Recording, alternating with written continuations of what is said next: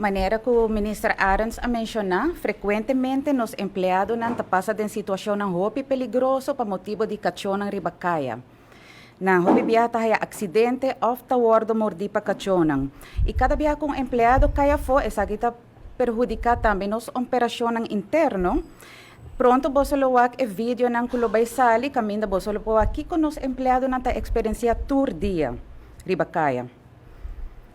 Essa aqui nota uma situação, maneira que também, como eu mencionei, acaba que afeta solamente nos trabalhadores, pero tour é gente que está correbais, é motociclista, não gente que está se deporte do barrio, cachorro que por atacar, que essa aqui está algo não solamente para nós, pero para a inteira comunidade.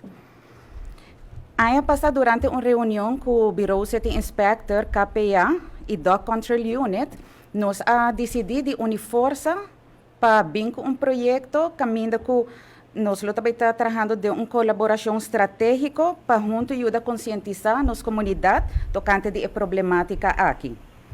Já luna, já 1 de abril, nós também começamos a repartir advertência e carta aqui. Na tour e pós-bus que nós de casa com um cachorro ribacaia. Então, assim que nós observamos que tem cachorro ribacaia que pertence a certo endereço, nós também laga uma advertência atrás.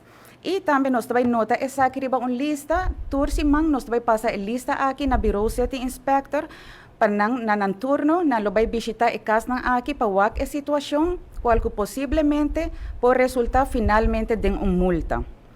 Com o projeto aqui, nós espera de por conscientizar a comunidade para assim evitar não somente que os empregados não por hainan de situação aqui, pero também para a segurança de todas as pessoas de nossa comunidade e para o mesmo bem-estar de cachorro.